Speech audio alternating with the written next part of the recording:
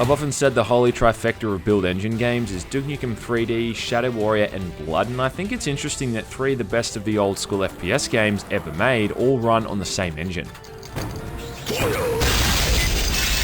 Also, all 3 games featured ass-kicking protagonists that literally had no shits to give and were gloriously politically incorrect. Just imagine getting Duke Nukem, Lo Wang, and Caleb all together in the same room. I mean, I think the world would explode from just how awesome it would be. Whoops, Lo Wang dropped soap. You bend over, get it. Anyway, all 3 of these games share similarities in their unrestrained sense of violence and mayhem, but they're very different in terms of the tone, story, and setting. And I think Blood always kind of edged itself out as my favourite of the 3. I never got sick of hearing Caleb laugh like a madman when he blew up a bunch of zombies with a bundle of dynamite. The soundtrack, the level design, the overall theme, it's still one of the most original shooting games ever made, and it's still fun as shit. And it's probably also worth noting that like so many other FPS games of the 90s, they'd probably never have existed in the first place if it wasn't for Doom. Which brings me on to the subject of this video, which is an interesting mod for Doom called ZBlood. ZBlood is sort of a remake or a reimagining, I guess, of the original Blood in the Doom engine. Now, this isn't to be confused with the source port. There's a whole heap of source ports and recreations aside from this, all of which have good and bad points, and we could spend all day talking about these source ports alone until we all bled from our assholes. I'd say BloodCM is probably the best of the bunch in that regard. It definitely comes the closest to feeling like the original game, though it still doesn't feel quite 100%. It's hard to put my finger on it, but people who played Blood as much as I did would probably notice it as well. What makes ZBlood different to BloodCM though is how it kind of takes its own stab at the original game and tries to do its own thing, making it much more unique than just a standard source port. Split up across 21 levels with a few secret levels as well, you take on the role of Caleb, fighting the forces of the Dark God Chernobog. The game is supposed to take place after the end of the first game, but there's no real story or anything like that, so you're just going from level to level, taking things as they come. Now, much like Duke 3D and Shadow Warrior, Blood was really impressive at the time for a lot of the features and neat little mechanics brought to life by the build engine, like things like destructible environments, and most of these have been brought across to ZBlood.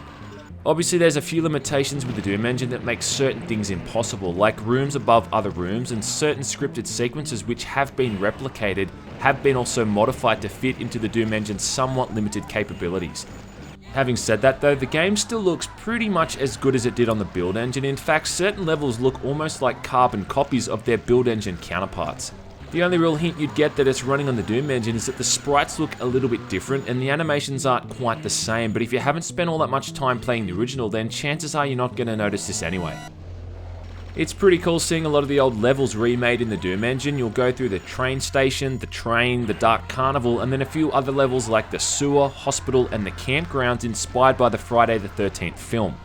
The new maps are of a pretty high standard as well. There's even a secret level which is almost a really spot-on recreation of the Haunted Hammer Cathedral from Thief the Dark Project. I mean, just try to wrap your head around that as well. A Blood remake in the Doom engine has a remake of a level from Thief which ran on the Dark engine. Where this mod really differs and where the changes are most noticeable, however, is the gameplay, in particular enemy damage and behaviour, and the way certain weapons handle.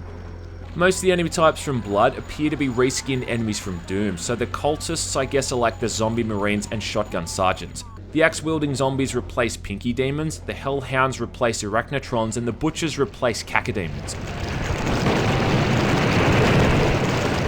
Obviously their movements have been modified as well though, so don't expect the butchers to be flying around or anything, but their projectiles and more importantly the projectile damage seems to be around the same as their Doom counterparts. The weapons also fall into this mode, so the pistol is replaced with a revolver and the chain gun with the Tommy gun expectedly. The sawn-off shotgun replaces the shotgun, and I guess the alternate fire mode for the sawn-off replaces the double-barreled shotgun. Then the napalm launcher and the dynamite replaces the rocket launcher, which I guess makes sense, though you can't choose how far to throw the dynamite as it's got a preset arc now, which makes it a little bit less effective.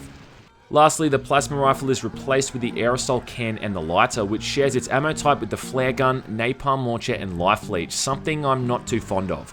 But to be fair, all of these replacements are decent enough, it's just that the shooting kind of feels a little bit off. Damage from certain weapons just doesn't feel right. For instance, the dynamite doesn't seem to have any real splash damage. In the original Blood, this thing could literally clear out a huge cluster of bad guys in a single explosion, but in ZBlood it's like it hasn't been calculated properly, and it's only going to kill the enemy it directly hits and do practically bugger all damage to everything nearby. And it often behaves similarly with the napalm launcher.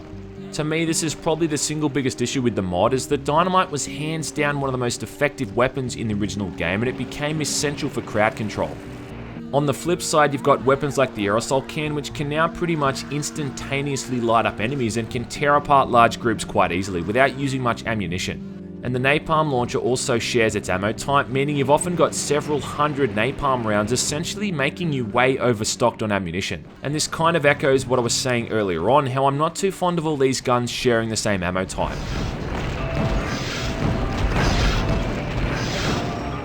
To be honest, the only weapons that felt right were the shotgun and the Tommy gun. Everything else, as I said, just feels a little bit off. Then having said that, the damage enemies take also feels unbalanced. The Hellhounds, as an example, take more double-barreled shotgun blasts than the Cerberus does, which doesn't make a lick of sense, as the Cerberus is a boss-type character. ZBlood kinda reminds me of like an inferior port for a better game, which it practically is. You know when you get a game like Super Mario Bros. Or Sonic the Hedgehog and there'd be a crappier port for the game on a platform like the Sega Master System or something? ZBlood has all the hallmarks of Blood, but it's just lacking something, and I don't really see why you'd want to play this when the actual game itself is still more than playable.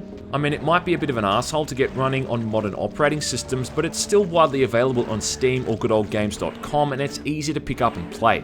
Now calm down there, Sonny Jim, I don't mean any offense to the mod and the people who worked on it. They've done a bang-up job of bringing it all into the limited Doom engine, but I break it down like this. I mean, if you've got to choose between Jennifer Hawkins or a Jennifer Hawkins lookalike, the choice is simple, right? I think the mod is also a really good example of how people who aren't even working for huge AAA studios are able to create gaming content with more depth and value than most modern shooting games on 20-year-old technology. But anyway, I'm getting sidetracked. Hopefully Atari eventually stop being a pack of assholes and hand over the rights for Blood so we can get a proper HD remaster and people can experience the original game in all its glory. I'd still say ZBlood is worth checking out, but it just can't compete with its master. Try though it might. Oh, shake it, baby.